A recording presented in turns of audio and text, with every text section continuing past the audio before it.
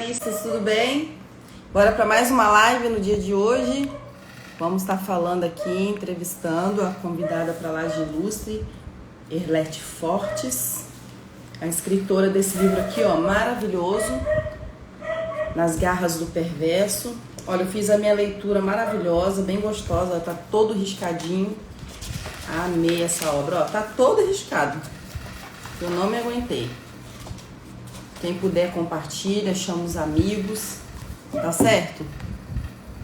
Deixa eu só mandar aqui para algumas pessoas. Falar aqui desse transtorno de personalidade narcisista. É um transtorno de personalidade perversa, tá certo? Tem gente que às vezes não sabe que puxou esses traços, né? Porque respingou esses traços nele, nela, por ter sido também criado por um narcisista, uma narcisista. E a gente vai estar discorrendo um pouquinho sobre hoje sobre isso, tá bom?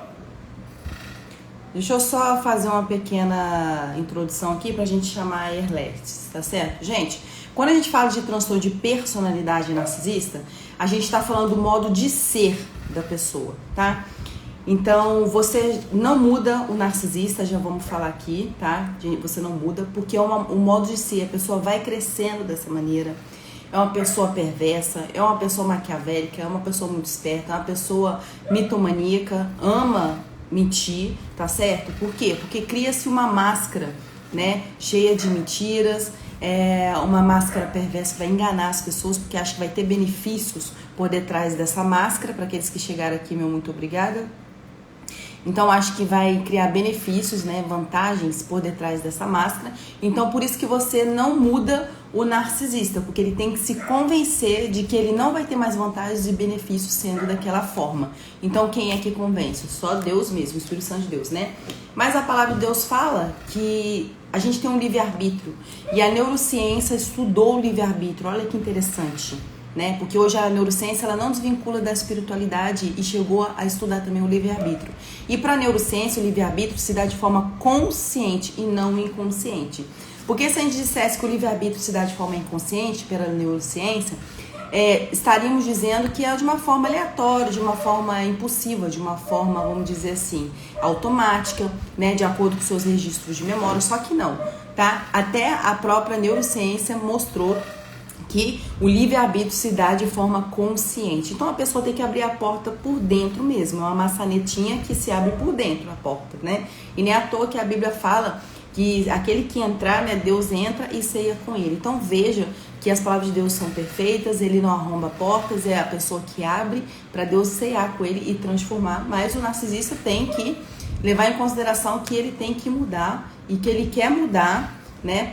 Para ele melhorar, ele entender que ele não tira vantagem daquela forma que ele está. Mas como que convence uma pessoa que o centro núcleo da sua personalidade é o senso de grandiosidade? O senso núcleo desse transtorno é a grandiosidade. Gente, deixa eu fechar aqui, senão vai ficar esse cachorro latindo. Esqueci, peraí, me perdoa.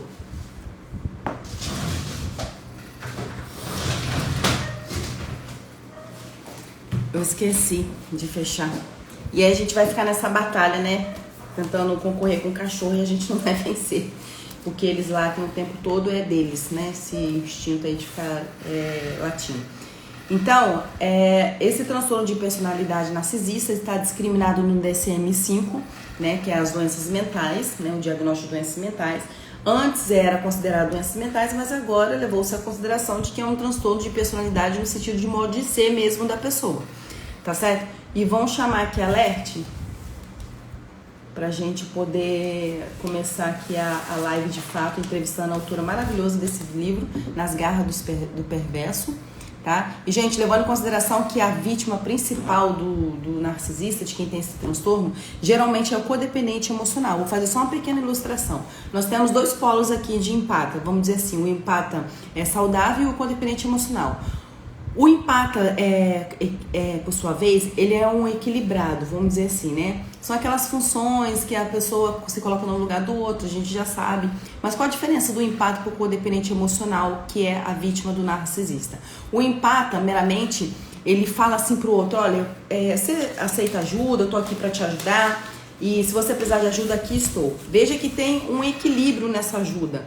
Já o codependente emocional, ele aprende, é uma forma de ser também, ele aprende a se anular, a se esvaziar para agradar o outro, para ajudar o outro, porque ele carrega consigo também a síndrome do salvador. Ele acredita que ele vai salvar alguém, né? Então ele foi tão invalidado, ele foi tão esvaziado de si mesmo para poder agradar as outras pessoas, e vejo que também é um transtorno, que ele funciona também dessa forma. E a gente não deixa de ser codependente emocional. Aquele que vende para você uma realidade dizendo que você deixa de ser codependente emocional, isso é uma mentira. Isso é uma falácia. Você, na verdade, vai se educando, vai cortando arestas, vai cortando beiradas, vai criando bordas, que é limites, que nós costumamos falar. Você vai moldando a sua forma de ser, né? Deixando de ser codependente emocional todos os dias um pouquinho, e você vai mudando a sua maneira de ser, de se comportar e de ver o mundo, né? Quanto era um mundo rosa, todo mundo era bom para você como codependente emocional, e você vai se tratando e vai começando a ver a vida de outra forma, né? De que ela precisa ser revista, de que ela precisa ser olhada com cuidados, né? E que a gente não deve acreditar em qualquer pessoa, tá bom? Vou chamar aqui a Arletes. Essa maravilhosa, peraí. Vou colocar aqui a Arletes Forte. Eu acho que eu consegui, Arletes, te chamar aí, veio pra mim. Se eu não conseguir, você pode me chamar. Eu consegui. Ei, Arletes, tudo bem? Tudo Rapaz, bom? seja bem-vinda, tá? À nossa live. Você é a nossa convidada especial de hoje. Quero agradecer aqui que você aceitou o nosso convite. Vamos estar discorrendo aqui sobre esse livro maravilhoso, que eu já mostrei aqui, que eu já tinha garantido o meu e tá todo riscadinho, ó. Adorei a leitura, mas tá todo riscado mesmo. Ó, ó. Porque eu sou Que bom sinestésica. você. É. Eu sou sinestésica. Se eu não anotar, não riscar, eu não aprendo as coisas, sabe? Então, Arlete, se apresenta então para as pessoas, primeiramente, antes da gente conversar, para as pessoas entenderem quem é a Alerte Fortes, essa sobrevivente também de narcisista. Fica à vontade, amada. Primeiramente, eu quero te agradecer, Michele, por essa oportunidade, dizer que eu estou muito feliz de estar aqui, né? Essa oportunidade aqui surgiu até de um meio assim meio inusitado, né? Porque a gente nunca havia, né, se falado, não se conhecia, e de repente eu começo a fazer vídeo no YouTube, sorteio um livro e você ganha o livro. Então as coisas acontecem assim, né? Amém. Verdade. Eu é que fui lá e falei, eu quero esse livro, vou ter esse livro e a determinação. Acabei conseguindo e arrastei a Alertes para cá. Eu falei, não, o povo tem que ouvir a Alertes, né? Uma sobrevivente também de narcisismo, ela é altamente inteligente, perceptível, muito contribuiu com a gente e ela vai falar um pouquinho da história dela hoje. Fala pra gente que você é escritora, né? O seu nome, onde você nasceu, basicamente, ou se você não quiser falar onde você nasceu, fica à vontade. Falar um pouquinho de você. Eu moro em Santa Catarina atualmente, não vou dizer onde eu estou morando, tá? Por questões, né, que a gente já sabe, né? Aham. Mas eu nasci no Rio Grande do Sul, Uhum. minha família toda era de lá, meu pai era fazendeiro, né? E daí eu vim para Santa Catarina com 7 anos de idade, como eu relato no livro, né? Meu pai veio com toda a família em 87. E chegando aqui deu uma virada, né, na nossa família, assim, porque ele acabou perdendo tudo que tinha e a gente ficou por aqui. Aham. Depois eu fui um tempo, né, para Floripa, morei um tempo lá, mas eu quero te respondendo conforme você ir me perguntando. Tá certo. Para poder não se perder e nem deixar nada passar desapercebido, né? Porque Sim, tantas perguntas, tantas coisas que às vezes a gente não sabe nem por onde começar, né? Eu quero aqui falando primeiramente do seu capítulo 1. Você fala que nem tudo foi flores, né? Conheceu o narcisista? E qual a história de vida do narcisista? então, eu desenvolvi ali no início, você falou um pouquinho da codependência emocional, né? Depois eu descobri que eu tinha desenvolvido isso por causa da terapia, né? Eu fiz um ano de terapia, daí eu descobri. É por causa que eu já tive uma infância difícil, né? O meu pai, ele era um homem bom, mas ele também era um homem muito rígido, né? Sabe como que era a criação de antigamente? Então ele criou nós com assim com mãos de ferro, né? E eu desenvolvi isso. Uhum. E eu conheci o narcisista pela internet. Por Uhum. isso que até hoje eu alerto muito, né, as pessoas, cuidado com esses relacionamentos de internet, Uhum. né? Eu conheci ele, se apresentou para mim como um pastor missionário, porque ele viu meu perfil, né? E daí puxou uma amizade, começou a conversar comigo e acabou descobrindo quais eram os meus anseios, meus desejos, uma jovem da igreja que tinha sonhos, né, de casar com um pastor, com um obreiro, com alguém que, com um homem de Deus, né? Ou seja, ele te estudou, né? Como todo narcisista estuda a sua vítima, né? Sim. Uhum. Pode continuar. Então ele se apresentou para mim assim, e eu fiquei encantada, porque ele era muito bonito, né? E eu acreditei cegamente.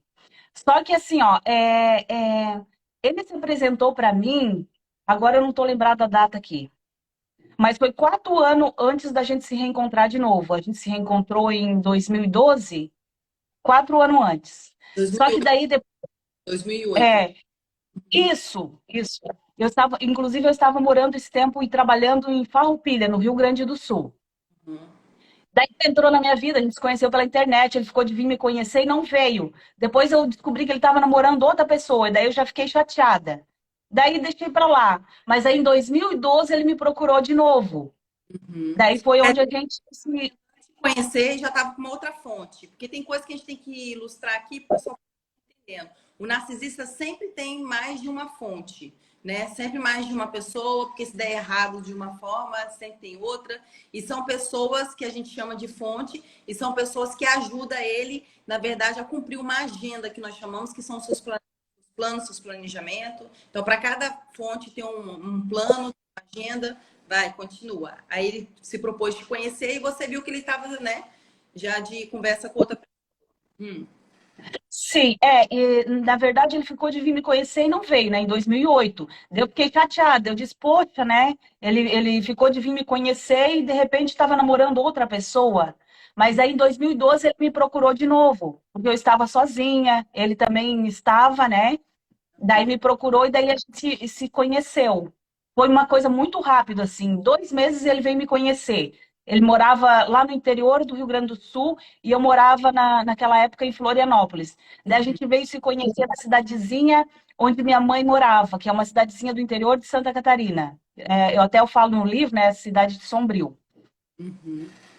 Daí a gente se conheceu e começou assim um romance intenso, porque ele era muito bonito e ele estava com aquela máscara, né, de homem de Deus e fazendo tudo que, porque eu já tinha falado para ele, né, qual era os meus sonhos. Daí ele, quando a gente fala com um narcisista, bah, eu tenho tal sonho, bah, eu também tenho, né? Ele fala assim também, eu também tenho. Bah, eu sofri na minha infância, eu também sofri, né, como se fechasse, né, como se fosse a alma gêmea, né, daí então a gente fica realmente cego, né, fica encantado, né, é o love bombing, né, o Uhum. bombardeio de amor. Porque, na verdade, parece ser tão perfeito que você faz uma fusão. A gente chama de fusão, né? O narcisismo. Sim, eu escrevi nas redes sociais, né, eu escrevi nas redes sociais, achei meu príncipe encantado. Olha só. Era bem isso mesmo. É. É. E, ao mesmo tempo, você estava dando também informação para eles, assim, elementar, né? Para ele poder planejar contra você. E diz o teórico Francis Bacon que informação é e é verdade. Então a gente tem que cuidar tudo aquilo que a gente coloca, né, em rede social, tudo aquilo que a gente comenta com as pessoas, porque quem tem essa personalidade narcisista, as pessoas nos estudam, né? E sabendo que a gente é codependente emocional, o que que a pessoa faz? Sempre investindo. E se não se tratar, a gente repete o ciclo, porque é aquilo que eu acabei de falar, né? A gente não deixa de ser codependente emocional, não existe. Se alguém te vender essa falácia, é mentira. Porque é uma forma de ser também. Você vai sendo moldada, né? Da forma de ser invalidada, se esvaziar de si, de querer agradar o outro. Por exemplo, você teve um pai muito rígido. Então, se você não agradasse o seu pai, acredito eu, né? Que é daí que chegou a sua codependência, né, emocional, foi arquitetada ali. Se você não satisfizesse, né, o que ele queria, você seria punida, você seria invalidada. Então veja que há uma fusão ali muito perfeita, muito silenciosa, há um gaslight, há uma manipulação silenciosa já desde cedo nos nossos lares. Então, Erlete, por isso também, e pessoal de casa, que às vezes as pessoas chegam e falam assim: ah, aquela pessoa é burra, aquela pessoa caiu naquela situação, né? É o grosso modo de dizer, né? Chamar as pessoas burras porque caíram nessa situação, mas não é. É a familiaridade que a psicanálise fala. Porque se você sofreu esse tipo de abuso de forma silenciosa na sua infância, na sua adolescência, você tende a familiarizar aquela forma, né? Quando você vai se relacionar com aquela pessoa, né? Um outro narcisista, aquilo para você se torna comum em qual sentido? Ah, deixa, ele devia estar chateado, ou não foi um bom dia, ou é isso, aquilo. Você tende a dar desculpas até que o negócio fique feio mesmo, porque você se tornou familiarizado com aquele gaslighting, com aquelas manipulações silenciosas. Aí você quer adicionar mais alguma coisa quando você o conheceu, ou a história do narcisista? Eu sei aqui que quando você fala no início não são flores, quando você começa a narrar a sua história e a história dele, você falou aqui que ele sofreu com os pais, com o pai dele? Sim, eu contei um pouco da infância dele, Aham. né? Na verdade, eu pesquisei muito para fazer, para escrever o livro. Eu já estava fazendo terapia, e daí que eu fui, porque eu não conhecia esse transtorno, né, de personalidade. Depois que eu me divorciei dele, na verdade, que eu comecei a fazer terapia, que eu comecei a me investir em mim, né, me conhecer, daí que eu fui estudar e me aprofundar nesse tema. Daí eu comecei a fechar as coisas, né? Comecei a lembrar e vi que fechava, batia tudo com ele, assim, tudo o que ele tinha feito comigo, né? Então, assim, no início eu comecei a perceber que eu tinha um sentimento, assim, de que havia algo errado. Aham. Ou seja, esse sentimento que você tinha, que tinha alguma coisa errada, a gente costuma dizer que é a nossa intuição. Que muita pra gente, pessoas acham que a intuição é algo místico, que é algo espirituoso, mas não é. Espiritual não é. A intuição é um conjunto de conhecimento de mundo, conhecimento, sabedoria, traquejo social, é um conjunto de tudo, né, que se faz, se forma a sua intuição. Então, essa leve intuição que você tinha durante o Love Bomb, você não ia observar, né, de que de fato tinha coisa errada. Você sabia numa pequena nuance, né? Porque a intuição faz isso com a gente de forma instintiva. Mas a É, gente e a gente não perceber, porque enquanto a gente está em love bomb, que é o bombardeamento de amor que eles fazem, aquela leve intuição que a gente tem passa de forma imperceptível, né? A gente costuma não se atentar mesmo de fato, porque a intuição, de fato, a gente se aperfeiçoa, a gente eleva ela no momento de risco, de defesa. Então, você estava em risco, né? Mas o seu inconsciente estava dizendo que tinha alguma coisa familiar ali que acionava risco dentro de você. Você tinha uma leve intuição que aquilo estava errado, mas por conta do Love Bomb, as pessoas não conseguem dar aquele insight mesmo de dizer, não, realmente está errado. Fala, Erlete, que eu falo.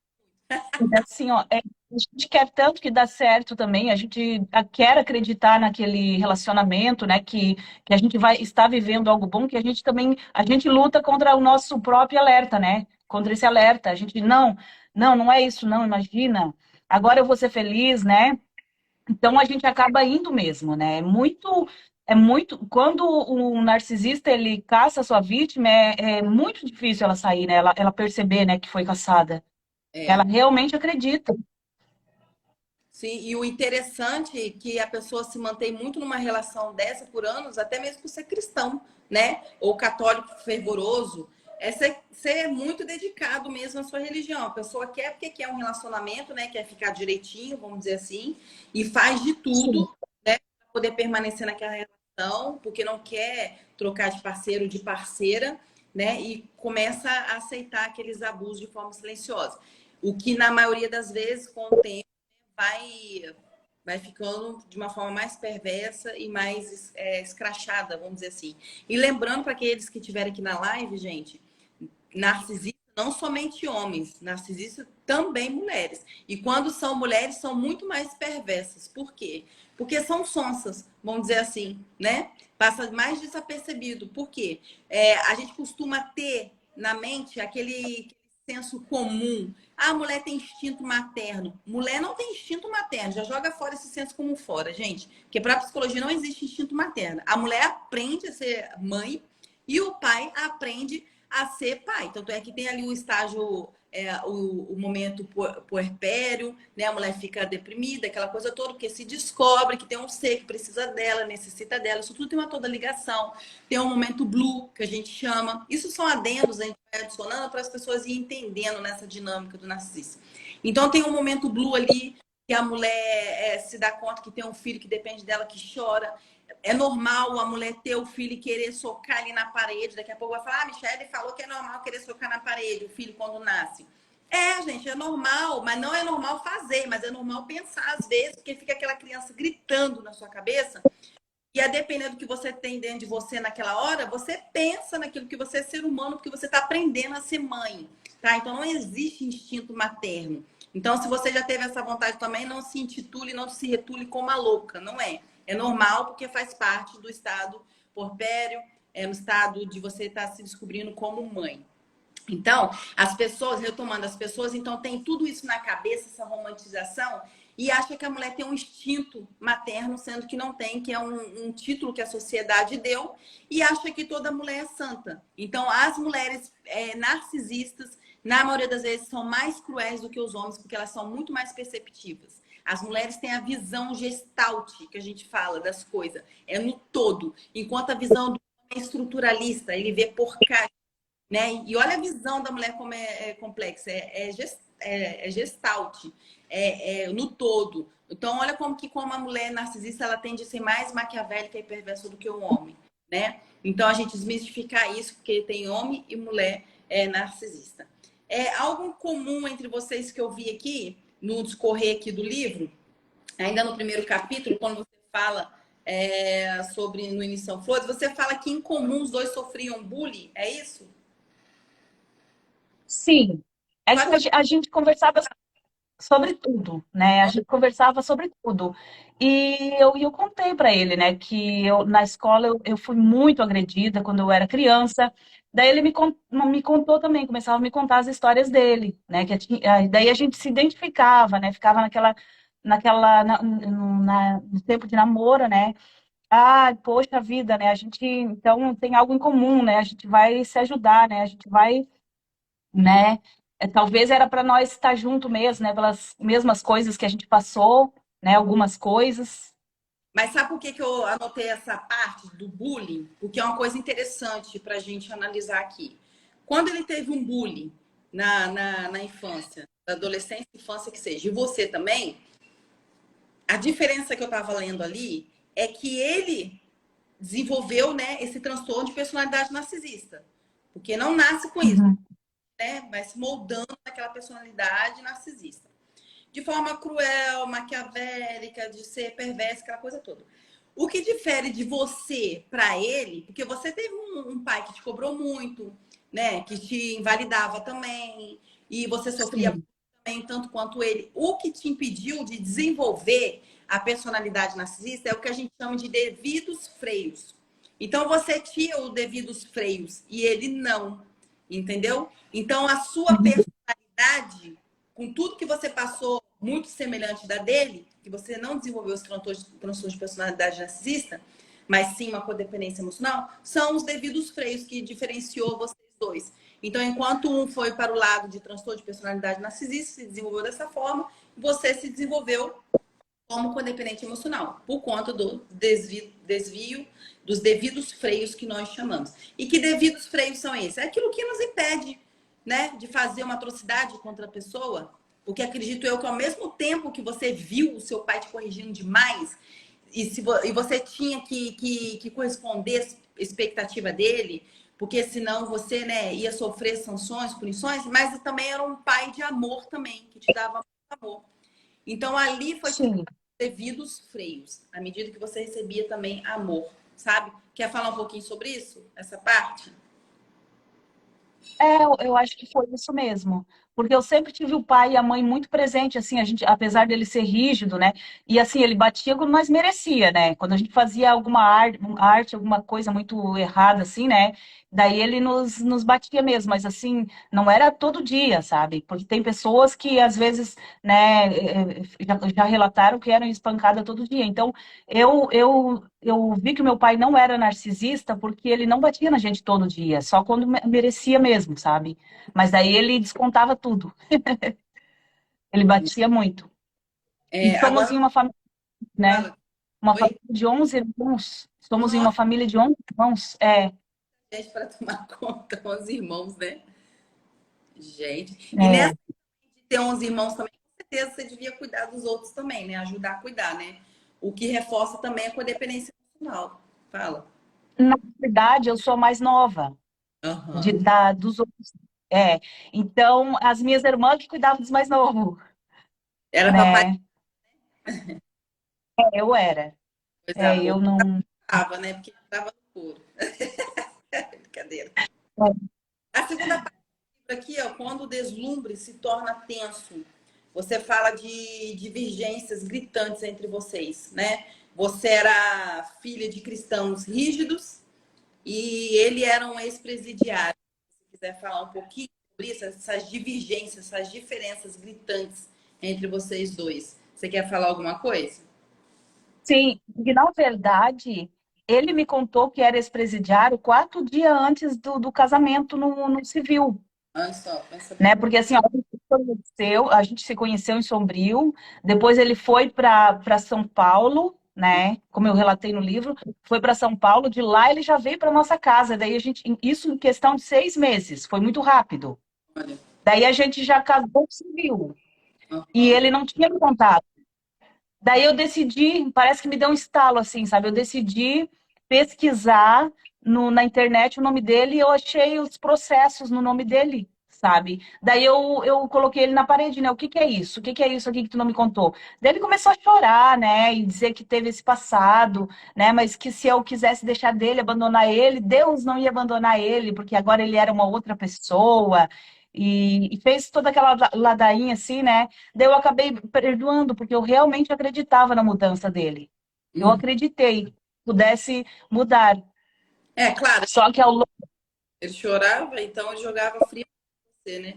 Sim, E lembrando e ao, que a fria, uma empatia treinada que a gente chama, né? Mas fala. então, ao longo do relacionamento, eu fui vendo que não havia mudança, coisa nenhuma. Porque ele continuava um mau caráter, né? Ele Uhum. continuava com atitudes de um mau caráter, pegando dinheiro das pessoas e não pagando conta, usando os meus cartões de crédito.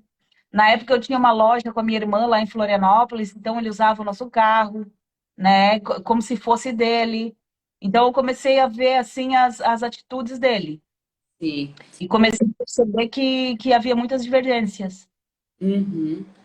E a gente pode ver que o senso núcleo dessa personalidade, para quem chegou atrasado, é o senso de grandiosidade. Então, a pessoa que tem transtorno de personalidade narcisista, se tem um centro núcleo ali, que é o senso de grandiosidade, ele se acha que ele tem direito a tudo, você não tem direito a nada. Se o seu carro passa a ser o carro dele na cabeça dele, o seu dinheiro, o seu cartão. Então, te esvazia de todas as formas, faz conta no seu nome, né? Isso é aquele que não gosta de trabalhar. E tem aquele que trabalha ou é concursado, mas de alguma forma tira também proveito ou vantagem do cargo, ou tira proveito das outras pessoas. Então, essa personalidade, grandiosidade, faz com que ele pense mais nele, sempre nele, nunca nas pessoas. Não é também uma pessoa boazinha, gente. Coitado, foi criado dessa forma. Não, cuidado. É uma pessoa que foi se moldando dentro dessa personalidade. Então, a gente está falando aqui de uma pessoa que é, como se diz, ele sofre de uma loucura moral, vamos dizer assim, né? A gente não está falando de um louco em si, mas ele sofre de uma loucura moral. Ele sabe o que faz, né? Ele vive um dilema moral, vamos dizer assim, dentro dele, né? Ele sabe o que ele faz, né? E ele faz assim de uma forma bem escancarada, na maioria das vezes silenciosa, mas para as suas vítimas, né? Para aquele que ele quer prejudicar mesmo, de uma forma bem aberta mesmo, de uma forma bem abusiva. porque ele nos estuda, ele sabe até onde ele pode ir com a gente, né? Então, para quem de fato ele se revela, é para suas vítimas. Na maioria das vezes, dentro da clandestinidade, ali na particularidade, né? Na individualidade do casal, da amizade, sem que outras pessoas estejam vendo. Porque ele cria uma máscara falsa ali, e ali ele fica vivendo daquela forma tão sutil, daquela forma tão disfarçada, que, gente, é igual o processo do Johnny Depp, né? Quem acompanhou a audiência do Johnny Depp, foi uma troca de farpa, assim, surreal e umas coisas bizarras, tipo, ela defecava em cima da cama dele e falava que era o cachorro. É coisa, assim, para deixar a pessoa louca mesmo, sabe? Umas coisas, assim, absurdas. E a gente sabe a diferença de uma fezes humana e de uma fezes de animal, porque para quem tem animal, isso é nítido, né? Até o fato também da gente passar na rua, sabe a diferença da fezes de um morador de rua e de um animal. Então, ela defecava em cima da cama dele e dizia que era de cachorro, ou seja, no sentido de deixar as outras pessoas loucas à sua volta, né? Então, ela se revela mesmo de fato, né? Se revelam de fato para as pessoas que estão ali na clandestinidade, na particularidade, individualidade com eles. E na sociedade, essa máscara, essa, né? Esse doce que todo mundo acha que é. Mas, enfim, pode falar, Erlete. Você quer falar mais alguma coisa antes que eu adentro outra pergunta? Não, eu estava te ouvindo aí, porque assim, ó, o Michele, eu não me especializei, assim, eu não sou uma terapeuta, né, eu já tinha te falado, né? Uhum. Eu entendi esse transtorno por causa que eu fui uma vítima, eu sou uma sobrevivente e eu estudei muito, eu pesquisei muito e fiz terapia, né? Então, eu acompanhei muito algumas pessoas que fazem um trabalho também na internet, alguns neuropsicanalista, psiquiatra e terapeuta comportamental. Eu acompanhei alguns, não sei se posso falar o nome deles aqui. Pode, fica à vontade. Eu acompanho ainda o Kurt Mendonça, a Uhum. doutora Ana Beatriz Ah, e maravilhoso. o doutor Lima, que Uhum. eles são esses profissionais, né? E eles fazem vídeos assim maravilhosos falando sobre o assunto, assim que eles vão lá bem no cerne do assunto, assim que a gente entende bem, né? Daí a gente ouvindo um profissional falando que entende, a gente só vai, né, ligando uma coisa na outra e vai vendo, poxa, se encaixa certinho, né? Mas foi muito bom você falar isso, que você falou profissionais que vão a fundo sobre o tema.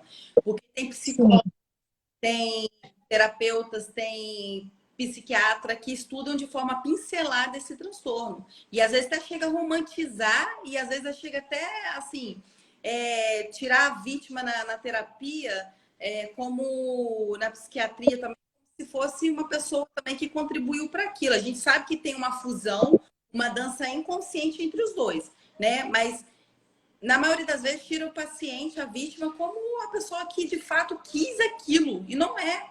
É uma forma, assim, é uma fusão inconsciente.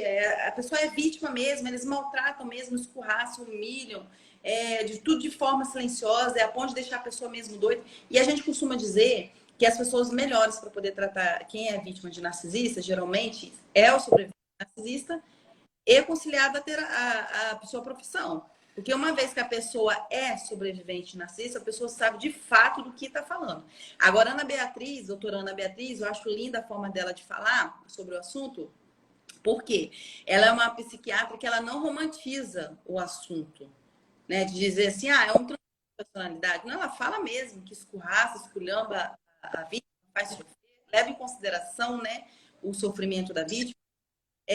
Teve várias pessoas aqui, principalmente eu até fiz também uma live com a Silvana Vieira, também escritora, foi essa semana, né?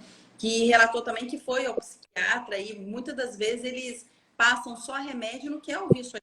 Porque qual a diferença do psiquiatra? É um médico, né, especializado em psiquiatria. Então, assim, ele vai passar um remédio para você. Mas vamos deixar bem claro aqui que o tratamento, ele é tridimensional, tripé, vamos dizer assim, que eu costumo dizer, né? Costumo dizer, e é a luz da terapia mesmo. É a terapia ou psicoterapia, vamos dizer assim, né? O psiquiatra e a sua nova expansão de consciência, a sua virada de chave, o que você aprendeu, aquilo que você vai fazer com aquilo que você aprendeu. Então, o psiquiatra em si, ele não vai sentar de frente para você e vai querer ouvir toda a sua história e levar em consideração, e nas causas, não. Ele vai passar um remédio para baixar aquele sintoma, porque ele é médico, ele vai lidar com sintomas. Exemplo de sintoma, para ficar bem assim, a grosso modo, para a gente entender. Dor de cabeça, dor de barriga, o exemplo, tá?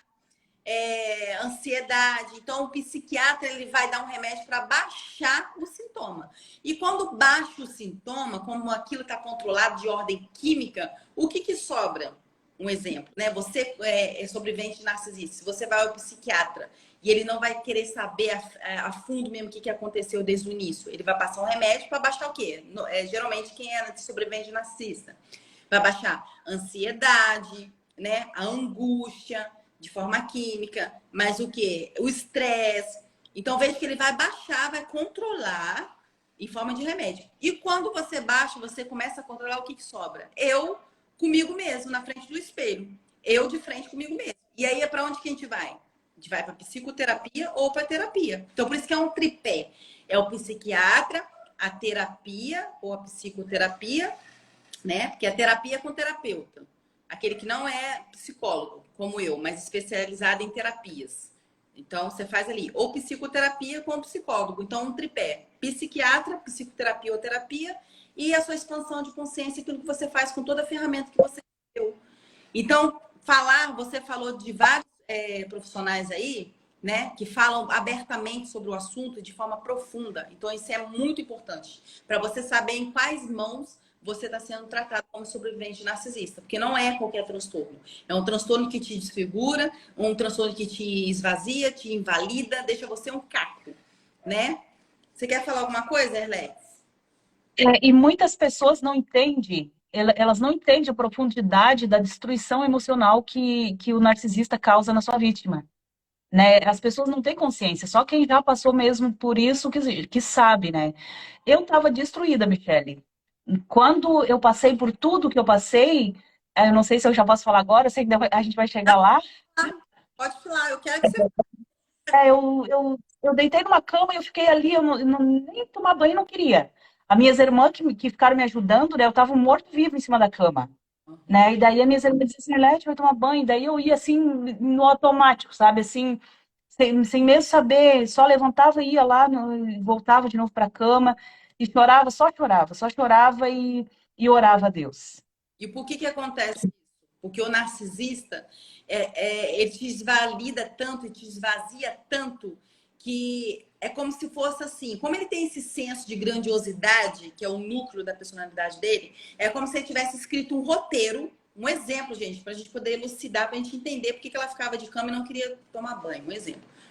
Então, é como se ele escrevesse um roteiro para você seguir. De fato, você seguia, porque você, né, é uma fusão, é uma dança inconsciente. E você, como codependente emocional, você queria ser validado, você queria fazer, você queria mostrar, você queria, né, convencer, você queria conquistar. Então, como se a pessoa escrevesse um enredo ali, uma história, e quando a pessoa sai da relação, o narcisista, é como se ele levasse o roteiro que ele escreveu. Porque ele é protagonista e ele é o ator principal, vamos dizer assim. E você é coadjuvante. Então, o que sobra para você? Sobra os cacos. Porque ele tira esse roteiro, porque ele é o principal, ele já ditou tudo, já sugou tudo, já fez tudo com você. Sai dessa relação, leva o roteiro com ele, vamos dizer assim, e sobra o quê? A coadjuvante. Né? Aquela pessoa que, segundo ele, não tem mais voz, não tem mais vontade de tomar banho, não tem mais vontade de passar um batom, não tem mais vontade de viver. Então, assim, é um transtorno muito complicado. Esvazia mesmo as pessoas, sabe? Leva tudo que as pessoas têm. Porque o narcisista ele não tem essa virtude de olhar para dentro e ver o que de fato ele precisa melhorar para ele viver de forma saudável, feliz. Ele foi invalidado, ele foi esvaziado dele mesmo, uma pessoa perversa. Mas o interessante é que quando a gente fala dessa forma, que ele foi invalidado, que ele sofreu, tem que chega ao nível de ficar com pena do narcisista. Mas isso é normal, gente. A gente não tem que ter pena, mas é normal. Por quê? Ah, Michelle, será que eu tô sofrendo de uma certa insanidade? Porque eu falo, ao mesmo tempo, eu penso que ele é normal. Eu me dou o que chama de benefício da dúvida. Às vezes eu fico me perguntando, será que é narcisista mesmo? Porque tem hora que ele me dá um chocolate, que ele faz todas essas atrocidades, claro, ele está fazendo uma dissonância cognitiva, que a gente chama. Ao mesmo tempo que tira, esvazia você, escorraça você, traz um chocolate. Então você fica confusa. Então é normal. A gente está falando aqui do narcisista e você achar que ele é um coitado que ele cresceu dessa forma. Não é. É uma personalidade, ele cresceu dessa forma e ele só vai mudar se ele for até o nível 7. Se for 8, 9, 10 de forma perversa mesmo, oculta, não tem como mudar. Ele tem que virar a chave. Ele tem que se convencer de que se ele não mudar, não mudar, né? As coisas não andam no sentido. Mas essa mudança também, nesse nível de mudança, pra você ver como que é doentio demais, até esse nível de mudança para quem é do nível 7, não é mudar por você, é mudar por causa dele, dela. Porque o senso de grandiosidade é tão grande que vai mudar porque não está tendo mais benefício, não está tendo mais vantagem. Tá entendendo? Então, deixar essa parte aqui bem clara antes de você adentrar novamente. Então, a Michelle falou que muda? Pode mudar até o nível 7. Porque a pessoa tem minimamente uma empatia, assim, vamos supor, de 2%. Mas é uma empatia fria e treinada. Chora porque treina, chora porque viu como funciona.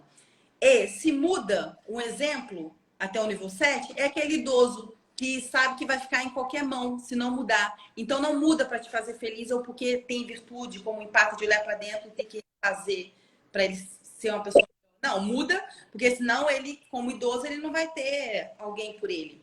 Então, veja que é tudo centro, tudo é ele, né? E tem um nível, então, se mudar até o nível 7, em prol dele somente, para deixar bem claro isso. E o nível 8, 9, 10, que é o seu nível aí altamente perverso, oculto, não muda em nenhuma circunstância. E para aqueles que chegaram atrasados, a gente precisa de livre-arbítrio, né? Para mudar, se fosse o caso.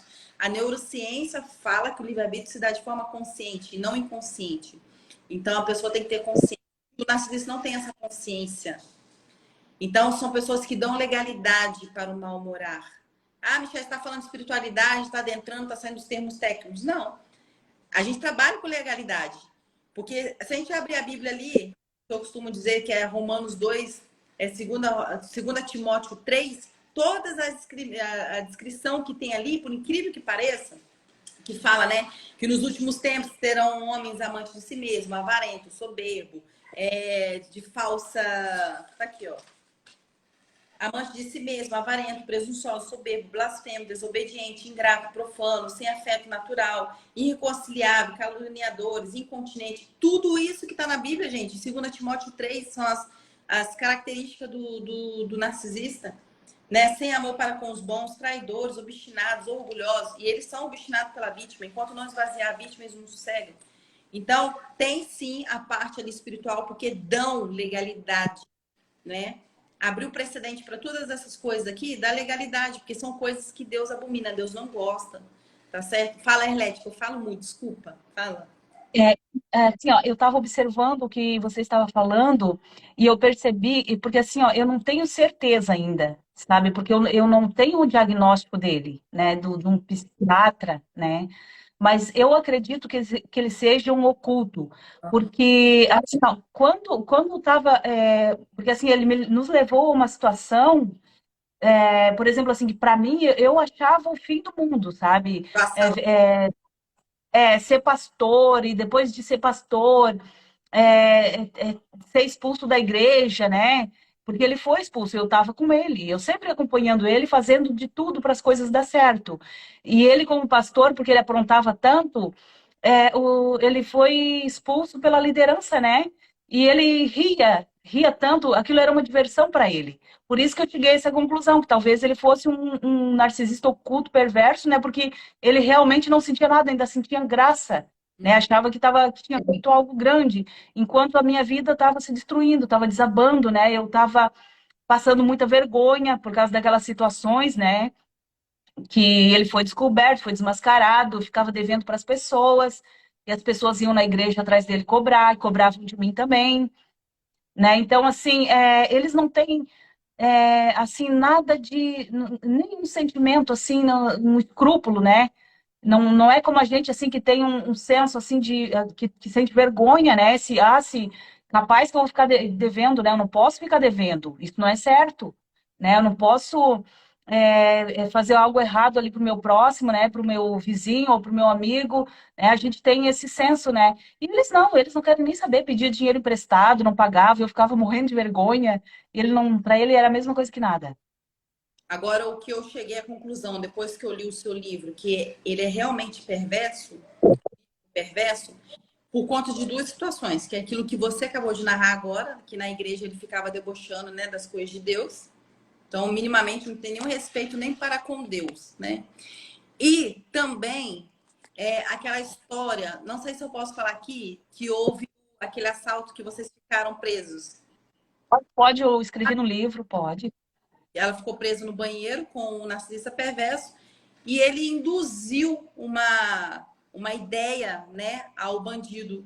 Falou, perguntou para a Arlete, o que você tá, mais ou menos, o que você tá chorando aí, o que você tá nervosa? Aí o bandido chegou e ele falou pro bandido, falou, ela tá com medo de você estuprar ela. Olha só, ele induziu o bandido a fazer isso com a Arlete. Então ele é nível perverso, tá, Arlete? Ele é. Tá bom? Sim. E aí, ele extrapolou todos os limites da maldade. Agora, uma coisa que eu vou te falar: o induzir, gente, é o quê? O instigar, para fazer a diferença, o instigar, quando você já tem uma ideia sobre aquilo e a pessoa fica instigando, alimentando.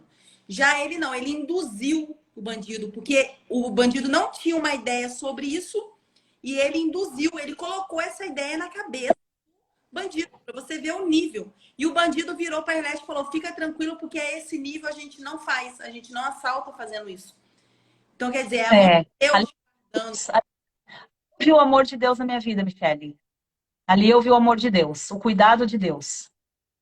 Olha, essa parte do livro, quando eu li, eu fiquei realmente chocada. O nível de maldade. É muita maldade. Muita. Então, tá vendo, gente? Não é para ter pena de quem tem pessoas de personalidade narcisista, tá certo? E tem aquelas pessoas também que são criadas por narcisista tão perverso que respinga também na personalidade dos filhos. Se não tiver cuidado, desenvolve, fica igual, já que a gente está falando do modo de ser, sabe? Vai vendo o pai tão assim, ruim, tão ríspido para com as pessoas, sem amor, ingrato, maquiavélico, perverso, pega as coisas dos outros, quer tirar vantagem. Isso vai respingando em você, porque você vai vendo isso. Entendeu? E você vai desenvolvendo, sim, essa personalidade. Agora, Arlete, quando você fala aqui no item 3 do seu livro, quando o perigo bate a porta, você fala muito dos perigos na igreja. Eu queria que você dissesse a sua visão, né, das pessoas deixarem essas pessoas como coitadinhos, impede, às vezes, a pessoa se separar. Fala também aqui da maldade dos pastores também, ser narcisista. Eu queria que você falasse dos perigos na igreja, nesse tema aqui de transtorno de personalidade narcisista. Fica à vontade. Bom, então, Michele, esse assunto eu entendo bem porque eu sempre frequentei igreja desde criancinha, né? O meu pai sempre levou a gente e o meu mundo era igreja. Eu não saía para um bar, não saía para uma festa, meu mundo era igreja, tudo era igreja. Então, assim, a minha visão é de que todo mundo era como eu, né? Uma pessoa da igreja, uma pessoa boa, uma pessoa que queria ajudar os outros, que queria fazer o bem. E só que depois, com o passar do tempo, eu fui percebendo que existem pessoas muito malignas infiltradas dentro da igreja, Sim. né? Estupradores, inclusive pastores, né? Que induzem pessoas ao erro ou que induzem uma mulher, por exemplo, aquela mulher ali que frequenta a igreja há tanto tempo, ela não quer sair daquele relacionamento, né? Daí ela vai até o pastor fala assim para ela, não, você tem que ficar mesmo apanhando, mesmo passando por agressões, por humilhações, por violência. Eu vi muito isso acontecer, sabe? Porque não pode deixar do teu marido. Isso é uma coisa que tem que ser quebrado, né? Porque se a gente for analisar bem as escrituras, a gente vê que está escrito que como andarão dois juntos, né? Se não tiver acordo, o jugo desigual, né? E como que pode andar a luz com as trevas, né? Se aquela mulher ficar ali debaixo do jugo daquele narcisista, com certeza ela vai ficar ou traumatizada ou com algum transtorno também, ou vai acabar adoecendo, né? Ou pode se transformar numa coisa pior do que uma narcisista, né? Porque eu também vi isso acontecendo também. por defesa, né? A pessoa também pode desenvolver a personalidade narcisista. Pode, Sim. pode sim. E também é interessante, o livro que fala dos perigos na igreja, não fala direcionado ao estelionatário, né? Mas o narcisista, quando ele se filtra na igreja, ele é um estelionatário da fé. E o que é o estelionatário? Se a gente olhar lá no artigo, né, 171 do Código Penal, fala lá, basicamente, é como se você desse algo a alguém de forma confiada, assim, né? Escorrendo, assim, de forma... Não é isso que fala, mas é isso que é dizer. Quando você entrega alguma coisa de forma confiada a alguém, né? Por meio ardio, meio sutil, né? Esse é um estelionato, na verdade, né? Ou seja, a pessoa tem um transtorno de personalidade narcisista. Obrigada, Isaías. A pessoa tem um transtorno de personalidade narcisista, sobe ao púlpito e fica ali tirando vantagem das pessoas, né? Induzindo as pessoas a darem os seus bens, né? Abrir mão de tanta coisa.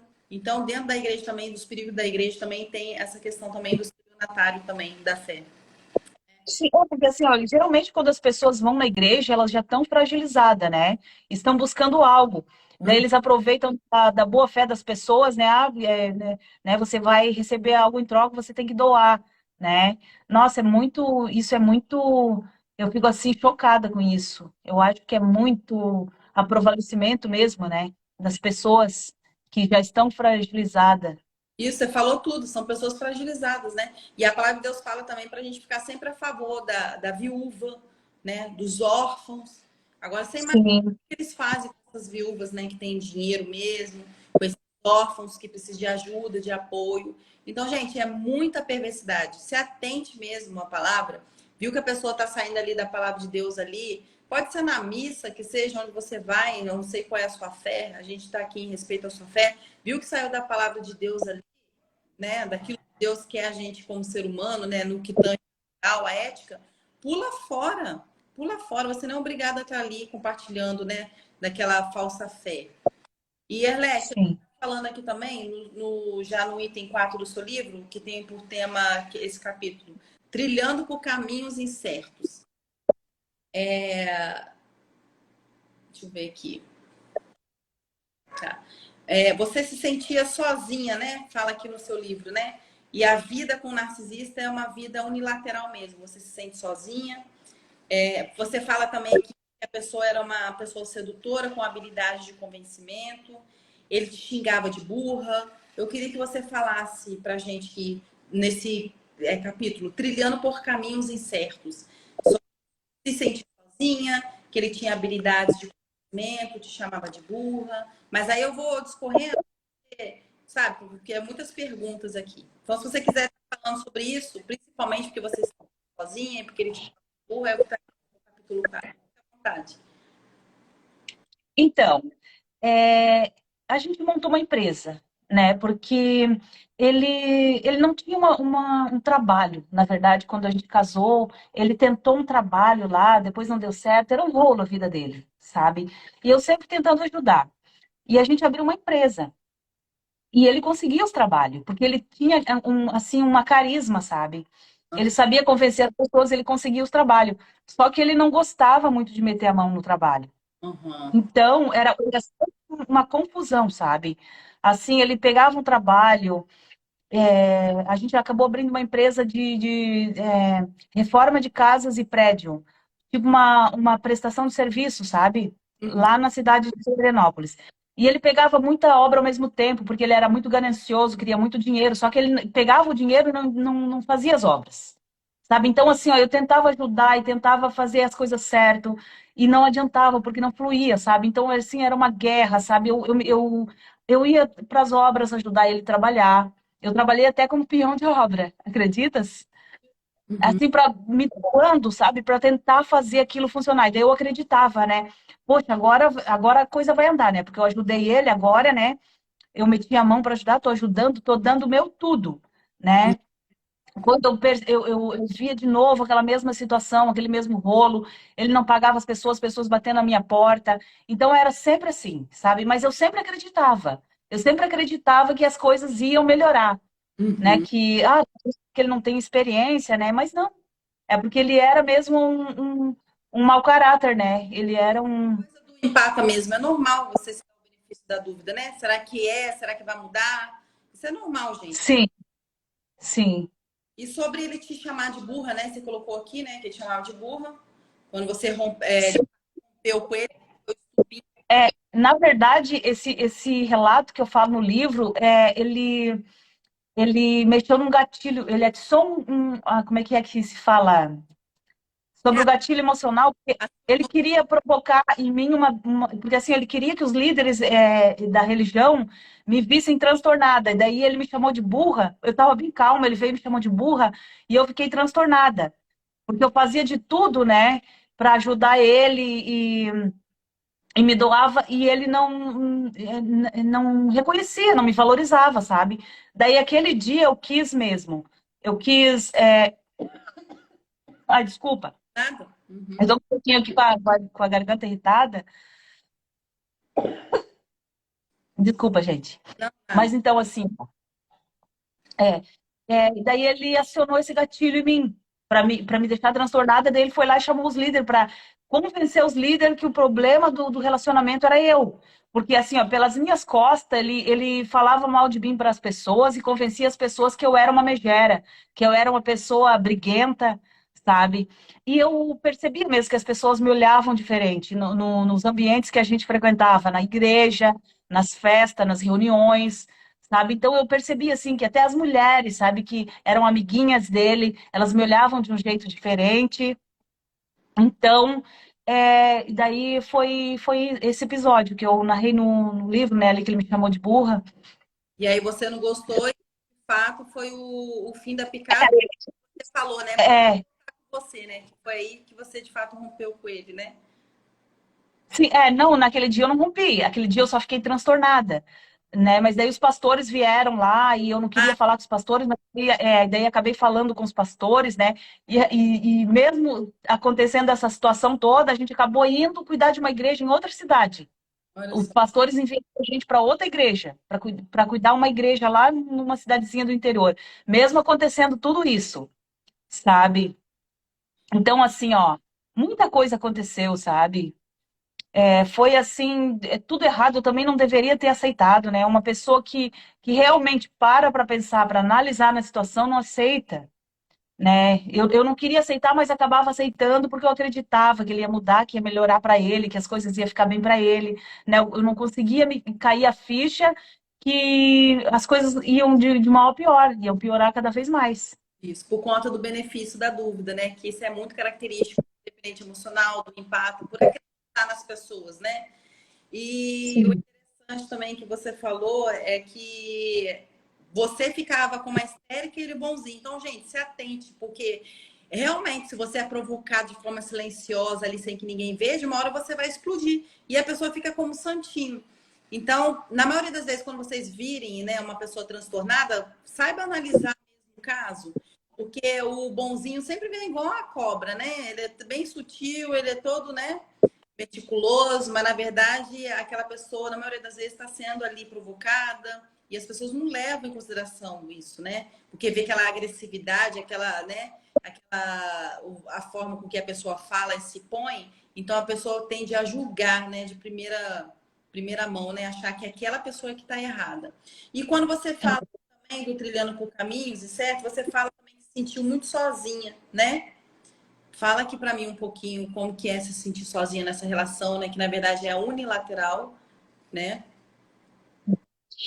Isso não me dói mais, Michele, porque eu realmente fui curada, eu tô curada disso.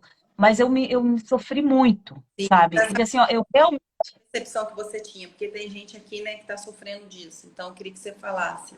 sim, eu sofria muito, porque assim, ó, eu realmente me sentia sozinha. Porque assim, ó, eu me doava muito e eu sentia que para ele não se importava, sabe? Tudo girava em torno dele, era como ele queria fazer, sabe? E então, assim, ó, eu tentava conversar com ele, mas eu sentia, sabe, que não ia resolver, sabe? E assim, ele ficava muito tempo fora de casa também. né? E o pouco tempo que ele estava em casa, a gente estava brigando, ou ele estava me convencendo a fazer algo que ele queria, assinar papéis, assinar contrato, pegar mais um cartão de crédito. Porque quando ele me deixou, aliás, quando eu deixei dele e ele foi embora, eu fiquei com muitas dívidas no meu nome. Fiquei com muitas dívidas no banco, os cartões de crédito, tudo estourado com contas faraônicas, Hum. sabe? Então, assim, ele não tinha mesmo nenhuma consideração, uma falta de consideração. Eu me sentia assim, me sentia é, que ele estava sendo ingrato, que ele não tinha consideração por mim, que ele não tinha respeito, porque muitas vezes ele me humilhava por motivos banais, né? Era assim uma coisa muito desproporcional, sabe? Uhum. E daí depois eu ficava pensando aquilo, meu Deus, né? Como é que pode, né? Ele me E, tratar assim. e dessa desproporcionalidade, eu queria dizer um pouquinho também, que é bem típico do transtorno de personalidade narcisista, essa desproporcionalidade, porque é um padrão. Então, não é algo aleatório, tipo assim, uma coisa, uma discussão de casal que de vez em quando tenha, que possa vir ter, que é normal. Mas quem tem esse transtorno de personalidade narcisista, você vê que é um padrão, né? A pessoa fica te atormentando toda hora, fica te provocando toda hora, né? Então veja que há um padrão nessa perversidade. É aí que você pega. E quando você sempre procurava a colocar esperança, aquela coisa toda, é aquilo que nós já falamos, né? Do benefício da dúvida, que é muito típico e característico de quem é a vítima narcisista. Agora, você falou aqui também que ele contava vantagens, né? Ele ensinando os pastores também a ganhar as ovelhas, né, para a igreja, né? Dizia que era só debochar, né? Que era só imitar as coisas de Deus, não é isso que você falou aqui no livro? Episódio que aconteceu, porque assim, ó, na hora eu ri, e até o relato ali no livro, né, que eu ri muito. Só que depois eu parei para pensar, eu disse, meu Deus, que falta de caráter, né? Uma pessoa agir desse jeito. Foi assim, ó. A gente foi na casa a gente era pastor, cuidava de igreja, né? E daí a gente foi na casa desses amigos nossos, né? Que também eram pastor, aliás, colegas, né? Eles também eram pastores. Daí o pastor de lá estava contando, o pastor dessa cidade, né, estava contando que ele estava tendo problemas com certa igreja, né, porque a igreja estava roubando as ovelhas da igreja dele, né. E daí esse narcisista, né, que estava comigo, ele começou a dizer assim, isso aí é facinho, facinho de reverter. Você vai lá nesses crentes lá da outra igreja lá e você diz assim, ó, eu sou homem de Deus também, e começa a dar uns pulos lá e eles já entram na dança contigo, você já fica dançando ali e pulando e já todo mundo já fica amigo e irmão. Ele estava falando com o pastor, ensinando o pastor como manipular aquele povo, Sim. né? Então vê que é algo padrão, uma hora você pega realmente, ele mesmo se entrega, né? Agora, Sim. agora o que eu ia falar, esqueci. Eu ia falar um negócio, esqueci. Tanta coisa. Ah, tá, gente. Quando eu adentro essas frasezinhas da Erlete, é porque eu tô indo pelo capítulo por capítulo do livro dela. Agora a gente tá no capítulo 4, tá? Aqui, quando você fala sobre, na página 81, sobre o cuidado de Deus sobre a sua vida, eu queria que você falasse um pouquinho sobre o cuidado de Deus, sabe? Essa proteção. Porque a gente vê que realmente quem é sobrevivente de narcisista é a mão de Deus mesmo sobrando. Porque a gente passa por tanta Sim. coisa perigosas que fala. Qual a percepção quanto a isso? Então, eu percebi o cuidado de Deus porque esse narcisista que esteve ao meu lado, depois eu descobri que ele fez muitas coisas erradas, né? Coisas bem pesadas mesmo, sabe? Ele mesmo confessou para mim.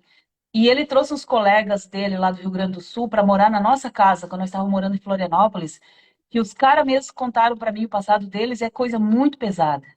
Assim, eu nem posso, nem sei se eu posso falar, eu acho que eu nem posso falar assim, sabe, abertamente. Eu prefiro não falar. Mas é coisas bem pesadas mesmo. Então eu fico pensando assim, poxa, eu estive dormindo ao lado desse inimigo, né, por tanto tempo. Uma vez eu vi ele pegar um facão para ir brigar com esse colega dele que ele trouxe, né, eles brigaram feio, e ele pegou um facão e me joguei no meio, sabe? Lá a questão do assalto também, né? E as pessoas que ficavam enfurecidas porque levavam o golpe dele, que vinham na porta da minha casa ameaçar ele. Muitas vezes eu vi eles ameaçando ele. poderia acontecer algo comigo também, né? Né? Porque assim, ó, quem está envolvido nesses rolos, nessas falcatruas, é muito perigoso, né, Michele? E É muito perigoso, assim, cansa, né? articulado, Como? como ele era articulado todo para maldade, a corda poderia, né, romper do seu lado, que é o lado mais fraco, né? Ele tinha artimanha pra... Sim, sim. Estar ao lado de uma pessoa assim é realmente muito perigoso, porque ela não pode só te envolver nas falcatruas dela, né? Te levar para esse lado, uma pessoa assim com a mente mais fraca, por nada acaba indo para esse lado, né? Ah, que não tem problema eu levar uma droga lá em tal cidade, né? O que que tem para ganhar um dinheiro? Ou o que que tem, né? Dar um golpe em alguém, né? Eu jamais, jamais aceitava, né? Para mim, ele não falava essas coisas porque ele já sabia que era divórcio, que eu ia pedir o divórcio, né? Mas assim, ó, ele fazia isso e ele falava para mim que ele pagava as pessoas e na verdade não tinha pago, né? E daí as pessoas vinham atrás. Daí eu ainda defendia ele, sabe? Então assim, ó, para se envolver assim para você para a vítima ser presa, se envolver numa situação grave assim, é muito fácil, né? Então por isso que olha, quanto mais longe a gente ficar dessas pessoas, melhor, né? Eu vi muito o cuidado do pai na minha vida, a minha vida inteira. Tá certo. Até mesmo quando eu era criança, né? Quando eu relato no livro um episódio também que eu fui deixada dentro de uma Kombi no centro de Porto Alegre, né? Sozinha aos 3 anos de idade, Ah, né? foram E eu já tinha horas. uma mulher tentando me levar, né? Aquilo ali foi assim, como que a gente fala a palavra? Uma falta, né? Da minha família, dos meus pais, né? Que cortou o vídeo, não ouvi você. Te deixaram lá, né? Sem querer, vamos dizer assim, né? É, meus pais eram do interior, né? E o meu pai confiava na palavra das pessoas, ele era assim. Só que foi perigoso, né? Depois me contaram, quando eu era quando já era adulta, me contaram isso. Eu pensei, poxa vida, poderiam ter me levado, né? É. Uma criancinha de 3 anos sozinha. Então, os cuidados de Deus sobre a sua vida desde sempre, graças a Deus, né? Lá no capítulo 5 do seu livro, em que tem o título A Luz que Ilumina o Caminho, você falou sobre religiosidade sem o verdadeiro evangelho de Jesus, escraviza. O que você quis dizer com isso, que o evangelho de Deus escraviza? Sobre a religiosidade. É sobre a religiosidade, né, que eu falo. Porque, assim, ó, muitas vezes a pessoa está na igreja e não conhece Jesus, né? E daí obedece aquelas doutrinas que tem naquela igreja, muitas vezes que são nocivas, né? Muitas vezes tem um líder religioso lá que é narcisista, né? E ele fica impondo para as pessoas certas coisas e as pessoas acabam ficando religiosas. Uhum. No meu caso, assim, a religiosidade, é, eu acreditava cegamente, sabe, na religião.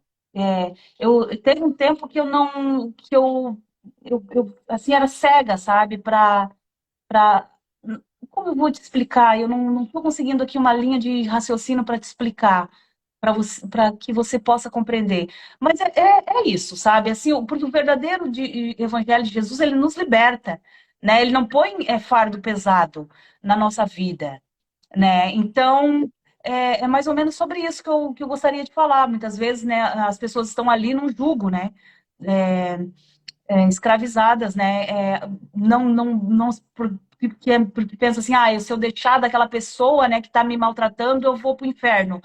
Eu ouvi pessoas me falando isso, tá, Michele? Que não deixava do narcisista porque tinha medo de ir para o inferno. Questão de Né? religião. Imagina isso, por causa da religiosidade. Daí não conhece Jesus. Porque Jesus jamais vai colocar um filho seu no inferno porque saiu do lado de uma treva, Uhum. né? Se aprofundando nas escrituras, estudando a Bíblia, a gente pode, conhecendo Jesus, a gente pode ver, né, que o evangelho de Jesus não é isso, ele não escraviza as pessoas, né? Ele não quer que a gente esteja, porque assim, ó, se uma pessoa está ao lado de um narcisista, ela pode acabar indo para o inferno junto com ele. Porque é uma vida de miséria, uma vida miserável, uma vida de briga, uma vida né, de guerras, de violência, de agressão, né, Então, é mais ou menos isso. E se você vê que o narcisista rouba, você faz parte daquilo. Se furta, você faz parte, né? Se o narcisista atrai e você se sente numa relação, e é na maioria das vezes unilateral, porque você se sente muito sozinho, muito sozinha, você pode incorrer nisso também, traição também, o querer companhia, né?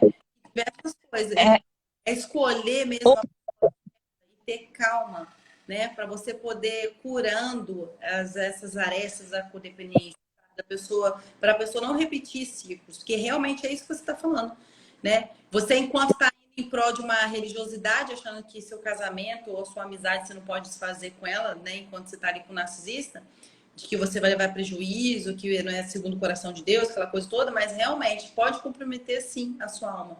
Porque tá os dois ali em comum acordo, né? Vamos dizer assim, né? Embora não esteja para fazer das coisas, né? Porque ele faz o que está na cabeça dele.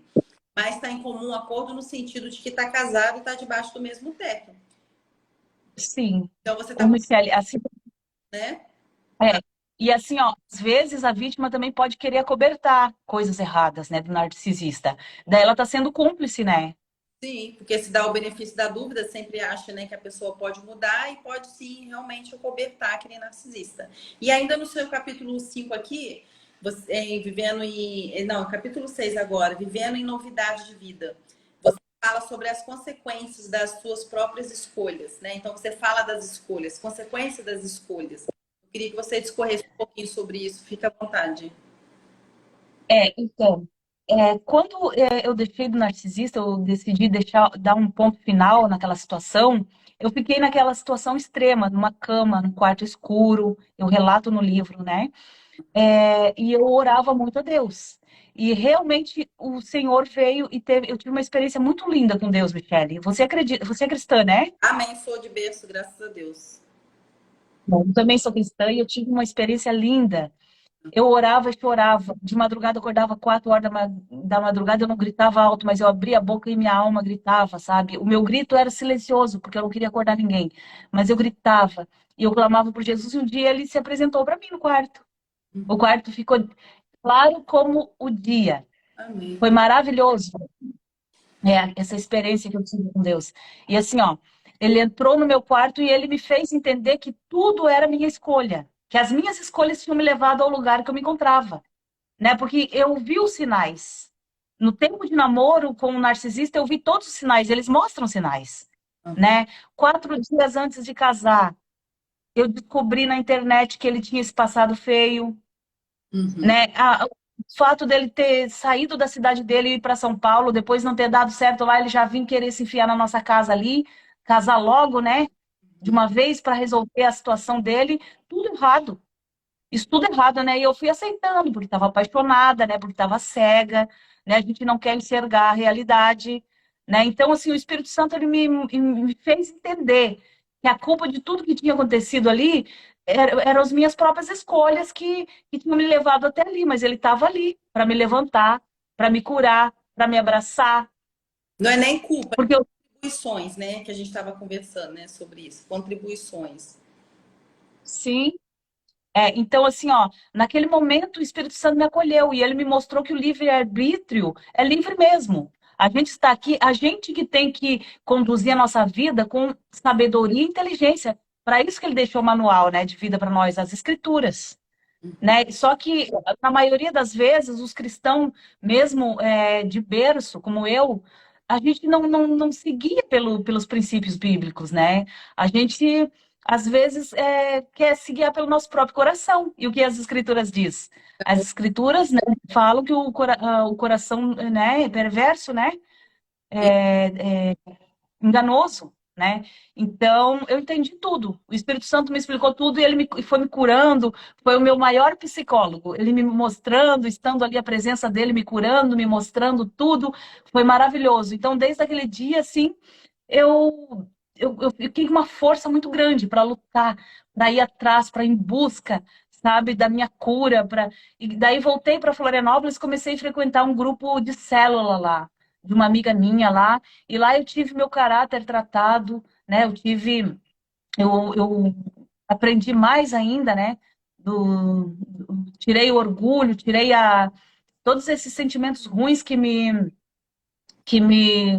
né, que me deixavam assim, né, amarrada, travada naquela situação, né, de não resolver, de querer, sentimento de raiva, de ódio, de rancor. Então, fui me libertando de tudo isso.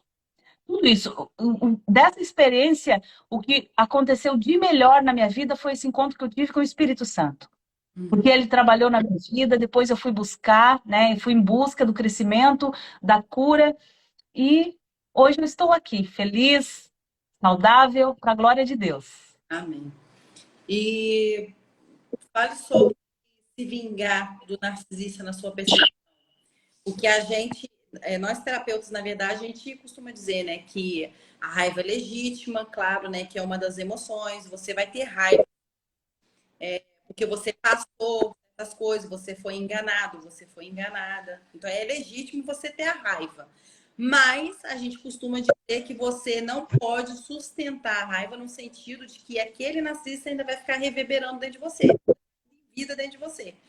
Porque quanto mais você sustentar aquela raiva, mais você vai se tornando resistente dentro de você, porque é aquilo que ele quer. O prazer maior de quem tem personalidade narcisista é te ver infeliz, te ver desconstruído, invalidado, vaziado de si.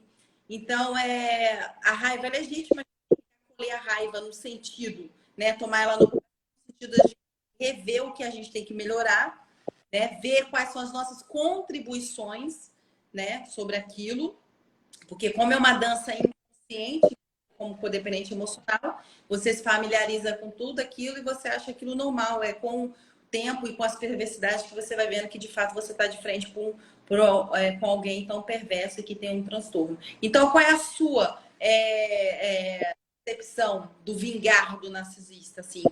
O que você deixa de mensagem? Assim, em relação no caso de mim, para ele? Isso, porque Sim. quem é sobrevivente narcisista geralmente fala muito de se vingar do narcisista, levar. Mas a gente, como é cristão, né? E a terapia também ensina, a gente sim a colher a raiva, que é um sentimento legítimo, mas no sentido de você saber quais são as suas contribuições, tomar no coração a raiva por conta, mas deixar ao mesmo tempo de lado, porque você vai estar sustentando um ciclo com um narcisista e não te faz bem. Então, eu queria que você falasse da raiva, depois de tudo isso que você passou, se você tem alguma percepção inicial de vingança, porque todo mundo tem, porque todo mundo é ser humano, e como que Deus foi curando você, sabe?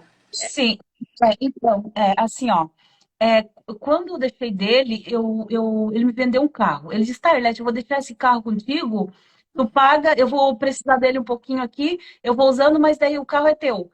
Daí eu tava pagando o carro, né, e daí teve uma hora que um pastor falou para mim assim, até quando que esse cara vai te fazer de trouxa? Daí eu fui pedir o carro para ele não me devolveu. Daí aflorou em mim uma raiva, sabe? Daí eu queria que ele me devolvesse todo o dinheiro meu que ele já tinha levado, porque foi tudo. Ele levou tudo. Eu trabalhei esses 6 anos, entregava tudo na mão dele, né? E daí eu fiquei cobrando, cobrando, cobrando, mas daí quando eu fui para essa célula, eu fui trabalhada, sabe? Daí foi trabalhado o perdão também, né? Que eu tinha que perdoar, não por causa dele, mas para mim mesmo, né? Para mim me libertar, né? Desse sentimento ruim, né? Dessas coisas ruins que isso não ia me fazer bem. Daí eu fui trabalhada, eu decidi então, né? Superar isso, eu superei e eu ia perceber que não adianta, né? Que o mal ele tinha feito, ele era uma pessoa assim. Daí eu percebi que tinha que mesmo que me livrar. E consegui. Eu consegui. Daí foi onde eu dei o contato zero mesmo. Isso. Uhum. É importante a gente falar sobre isso. Porque a gente perdoa, a gente faz a nossa parte, libera a pessoa, né? E é uma coisa conjunta, né? Que a gente acaba se liberando também, através do perdão. Mas a gente tem que dar o contato zero, né? Que é isso. Sim. E a gente tem duas hipóteses, para quem está chegando ou não sabe. É o contato zero ou a pedra cinza.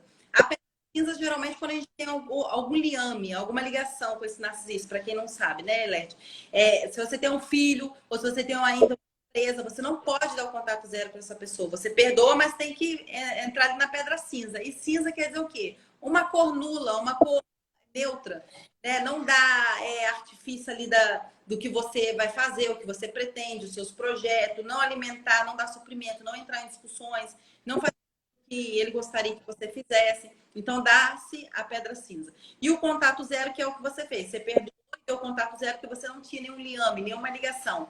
Você não era seu pai nem sua mãe narcisista, você não tinha filho para com esse narcisista. Então, nesse caso, a gente perdoa e dá o contato zero, que é o seu caso. Amém.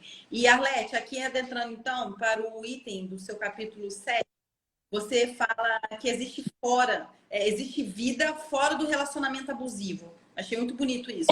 Deus quer que seus filhos sejam pessoas grandes. Ele não quer que sejam mendigos emocionais. Então você fala de uma vida fora do relacionamento abusivo. Eu queria que você discorresse para a gente. O que você quis dizer, a sua percepção?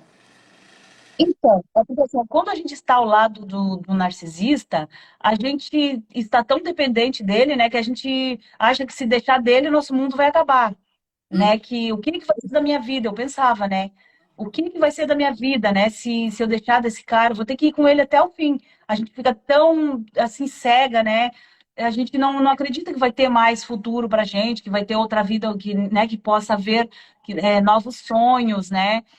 Novas coisas, né? Novos projetos. A gente fica ali, parece que bitolada, né? Bitolada naquela situação ali, achando que é só aquilo ali mesmo a nossa vida, mas não. Depois que eu me divorciei, que comecei a estudar de novo, né? Aliás, eu já tinha começado a estudar, né? Fazer uma faculdade ali, já quase me divorciando dele. E comecei a estudar e conhecer gente nova, né? Comecei a me relacionar com outras pessoas e, assim, amizades, né? Conversar com outras pessoas e trabalhos também, né? Trabalhar em lugares diferentes, viagens. Então, assim, ó, existe vida fora de um relacionamento abusivo, né? A gente pode recomeçar de novo, a gente pode recomeçar sempre, né? A gente não precisa ficar escravo daquela situação, né? A gente não precisa morrer ao lado daquela pessoa ali, né? Porque a gente vai conseguir reconstruir a nossa vida. Foi essa mensagem que eu quis deixar. Amém. E o interessante, quando você fala de recomeço, eu queria fazer um adendo também. Que a gente costuma dizer em tratamento com as vítimas que tem que ser um recomeço mesmo, sabe? Porque você recomeçando, você cria novas redes neurais. Eu tenho que começar a elevar minha voz porque o cachorro tá latindo. Você vai criando novas redes neurais. Então, se começa mesmo esse recomeço, essa vida fora do abuso, aos pouquinhos mesmo. É você admirar o pôr do sol. Parece bobagem, mas não é. Admirar a natureza. Fazer um bolo e cheirar aquele bolo, sentar para degustar, sentar para sentir o cheiro, o gosto, porque são coisas que você não fazia enquanto você estava com o narciso, porque ele te deixava tão acelerada e acionava tantos gatilhos em você, que você passava desapercebida as coisas pequenas da vida, que de fato traz gosto na vida, traz prazer, né?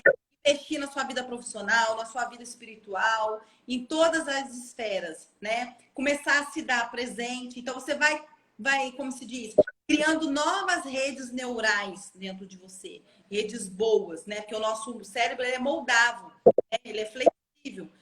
Aquele neurônio que morre, a gente não resgata ele novamente. Mas o cérebro é moldável, o que tem ali ainda, né? Que resta. A gente pode moldar ele, pode trazer uma nova perspectiva, uma nova esperança. E com esses pequenos recomeços é que a gente começa a reavivar, de fato. E quando você fala aqui agora já no capítulo 8, existe uma cura em Jesus para as vítimas de abusadores. Eu queria que você falasse um pouquinho da pessoa de Jesus, o que é para você. Você já falou aqui o que foi ele no seu processo de cura, mas vou deixar esse espaço um pouquinho a mais, porque ele é tão importante, né? Eu acho que seja importante. Eu sempre fui uma estudiosa da Bíblia, né, Michele?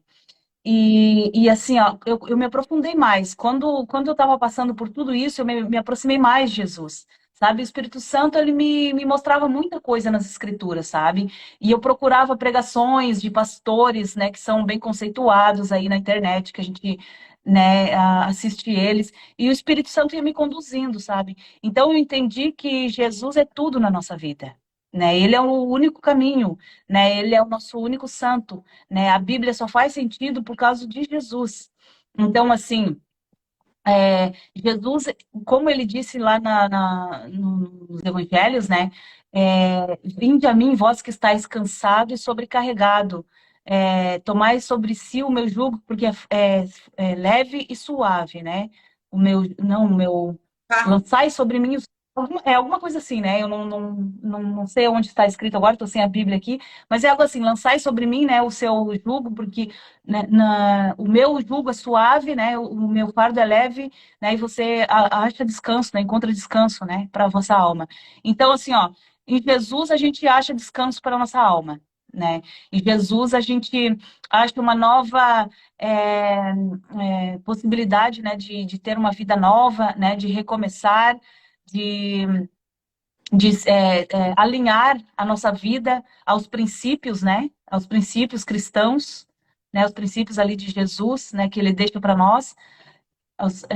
Então, foi isso que eu quis dizer, né? Que Jesus, ele realmente nos liberta, né? Ele é a verdade. Se a gente buscar o conhecimento ali nas Escrituras, né? Buscar ler os Evangelhos, buscar a presença do Espírito Santo, buscar Jesus, com certeza ele vai, né, nos ajudar vai preencher esse vazio do coração. Amém. E por que que eu fiz questão de deixar um tempo para você falar sobre isso? Porque esse foi o caminho, um dos caminhos da sua cura, né? E foi da minha cura também. E o seguinte, a neurociência hoje não desvincula-se da espiritualidade. Eles acreditam que quando a gente ora, quando a gente fala com Deus, a gente cria nova expectativa de vida, cria esperança na gente. E quando a gente ora ou que reza, é assim que você acredita, você não acessa a área de estresse do seu cérebro. Então veja a importância de você desacelerar, você conversar com Deus, você ter certeza que tem alguém por você, um ser maior do que né? Então é muito importante da gente ter falado. Você falasse aqui também no seu capítulo 9 que você fala transformando limão em limonada. Qual o seu aprendizado sobre isso? Que foi a limonada, Então. ela, ela arde, né? Mas é uma delícia. Então, eu comecei a entender, Michele, que eu poderia transformar essa minha história em algo bom, sabe? Que eu poderia ajudar outras pessoas, alertar outras pessoas, né? Eu transformei isso num propósito de vida, de levantar outras pessoas, de ajudar outras mulheres que estão nesse exato momento, né, passando por situações assim. Na igreja também, quando eu estava pastoreando, eu já conversava com muitas mulheres, já aconselhava elas, mas com essa minha experiência eu entendi que eu poderia me aprofundar mais, né?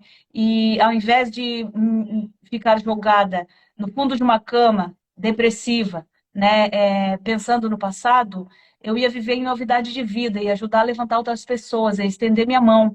E foi isso, porque assim, ó, quando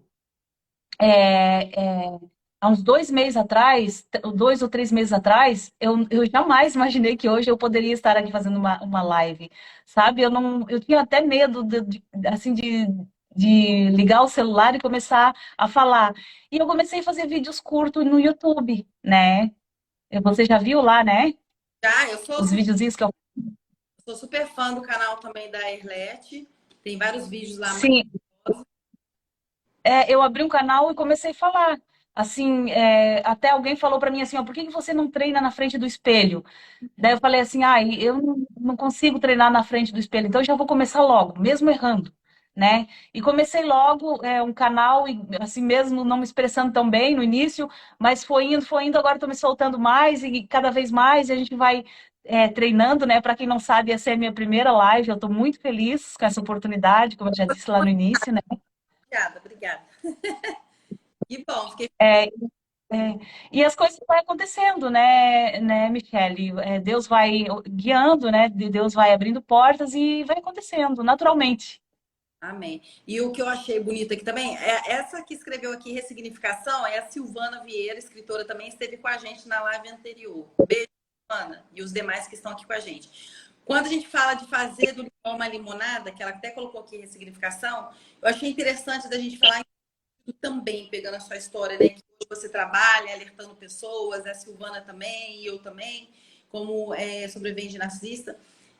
Quando a gente começa a ressignificar, essa ajuda agora posterior a essa, como se diz, a essa vivência com o narcisista, veja que agora é uma ajuda madura, sabe? É uma ajuda com limites. Porque antes a gente tinha, né, vamos dizer assim, a síndrome de Salvador, que é muito assim, né, peculiar, muito característica do poder profissional, né? A gente quer salvar a pessoa, a gente quer trazer perto, a gente quer validar o tempo todo, que é o que a gente fazia com o narcisista. E quando a gente passa por um relacionamento desse, e a gente, né, vence, graças a Deus, quando a gente passa a ajudar as pessoas, isso ressignifica realmente na gente, porque o olhar que a gente vai ter para com as pessoas agora é de ajuda, mas é uma ajuda equilibrada.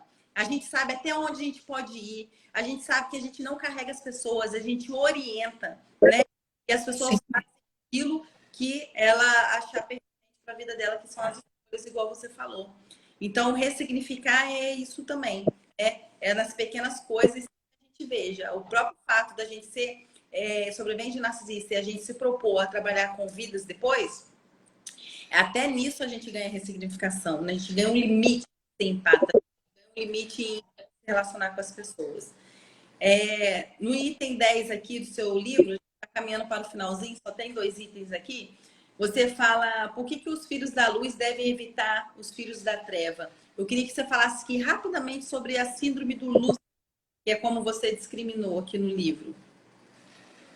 Então, o narcisista tem a síndrome do Lúcifer, né? Porque ele se acha um deus, né? Ele se acha acima do bem e do mal, né? E ele trata as pessoas assim, né? Como objeto, né? Ele não vê as pessoas como com sentimento, né? Com empatia, né? E qual era a primeira pergunta mesmo? Você me fez uma pergunta antes? Você fala aqui no capítulo, por que os filhos da luz devem evitar os filhos da treva. Sim, Onde você fala da síndrome? Porque assim, ó, a gente é ensinado na igreja que muitas vezes não pode abandonar as pessoas, né? Que tem que ficar carregando a vida inteira. Mas não é assim, não. Né? Estudando, se aprofundando as escrituras, a gente percebe que lá está escrito que os mandamentos de Jesus é justamente para a gente se afastar, né, desse tipo de pessoa. Não é bom, porque com certeza, porque a luz não tem comunhão com as trevas, né? Não vai, essa comunhão não vai ser boa, né? Ele pode apagar, né? As trevas pode apagar, né? A luz de quem é iluminado, né? Então, assim, ó, a gente, como tu falasse antes, né? Que a gente tem que ajudar, mas não se envolver emocionalmente. Eu aprendi isso. É impressionante como que a gente fica diferente mesmo. A gente cresce, né? Emocionalmente. É impressionante. Às vezes eu me paro pensando assim, meu Deus, como eu mudei. A gente realmente muda. Muda. E a própria palavra de Deus fala para a gente não dar pé aos porcos em qual sentido? Às vezes você quer orar a todo mundo, fazer bem a todo mundo. Essa pessoa te pediu oração? Essa pessoa aceita uma oração? Será que você não vai estar dando pérola aos porcos? Então, por isso que você fala aqui também, né? Porque os filhos da luz devem evitar os filhos da luz. No sentido da gente ser melhor, mas no sentido de ter discernimento onde a gente pisa, o que a gente faz, a gente pedir a direção de Deus. Então, realmente a gente fica uma pessoa muito diferente, né? Depois de presenciar e de viver com uma pessoa com transtorno de personalidade narcisista. A pegada se torna outra, né? E Sim. o último capítulo... a live está acabando, que pena. Amanda aqui. Guardando o coração. É o último tema aqui do último capítulo. Quando você fala guardando o coração, né? Você já falou ali, né? Que a palavra de Deus fala de guarda o seu coração. Quer falar um pouquinho mais sobre isso? Para a gente encerrar? Que assim, ó, a gente, quando está buscando um relacionamento, agora específico aqui para as mulheres, geralmente elas se entregam de coração, né? As pessoas de bem, né? Que têm empatia, tudo mais. Que vão muito com o coração, com a emoção, né? Porque a mulher é assim, né? A mulher, ela é mais apaixonada, acredita mais, né?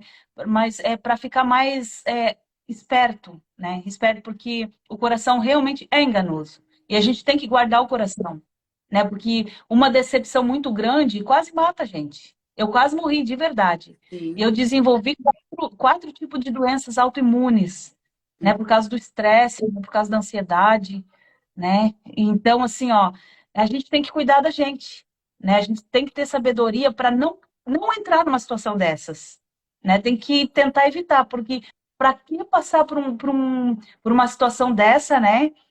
Para aprender, como no meu caso, né? Como no caso de tantas outras mulheres que quase morreram, né? Para aprender, né? Que não seja necessário. Então foi tipo mais um alerta, assim, né?